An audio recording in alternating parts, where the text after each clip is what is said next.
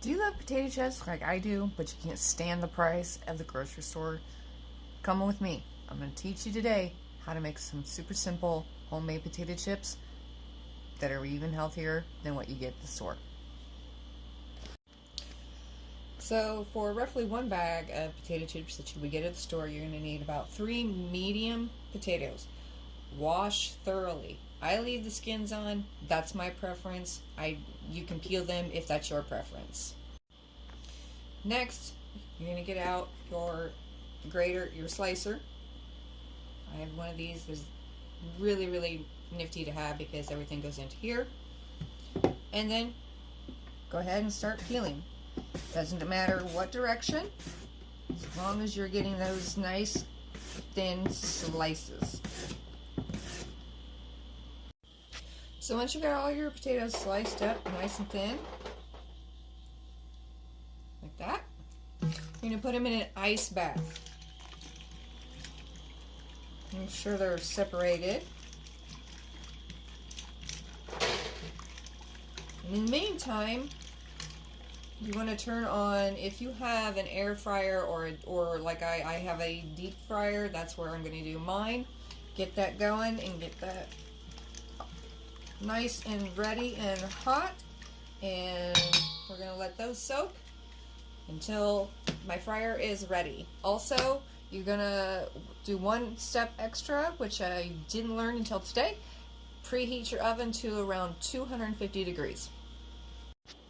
Okay, so after about 15 minutes of the ice bath, and these are nice and separated and they can stand on their own, they're not sticking together, they're pretty firm. Since it's ice water, I suggest some tongs or maybe a ladle, something that you can drain the water out of. I have these nice little tongs that I like to use. Make sure when you pick them up that you shake them off really good, because you do not want that water hitting that hot grease, because you're in for an incident.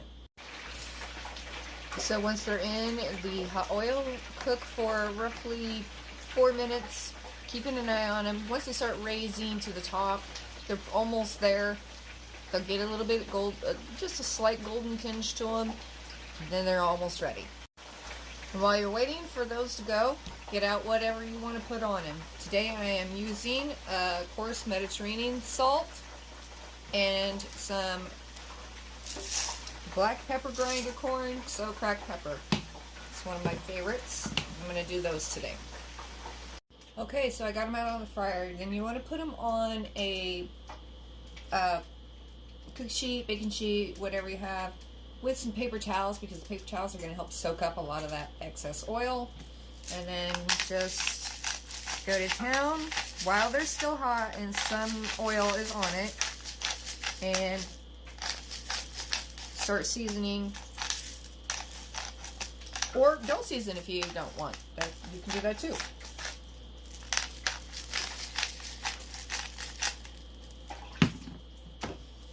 With the salt, light-handed, preferably. Let's watch our sodium intake, guys. Then flip them, toss them around, spread them out.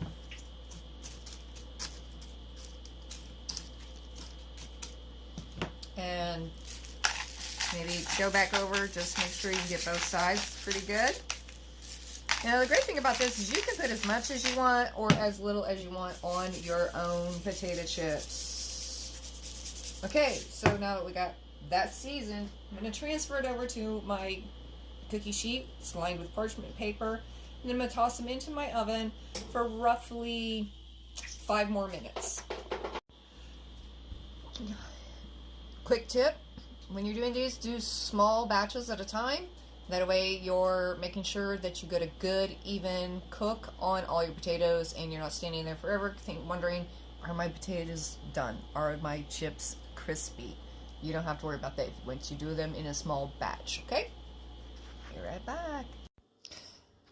And then once you're done, take them out, put them in a bowl, let them dry, cool off, sit back, and then enjoy your favorite movie? with some homemade snacks. Really good. If you'd like other recipes for homemade potato chips, let me know. I'll see what I can do. Figure them out. Tomorrow, dill pickle chips.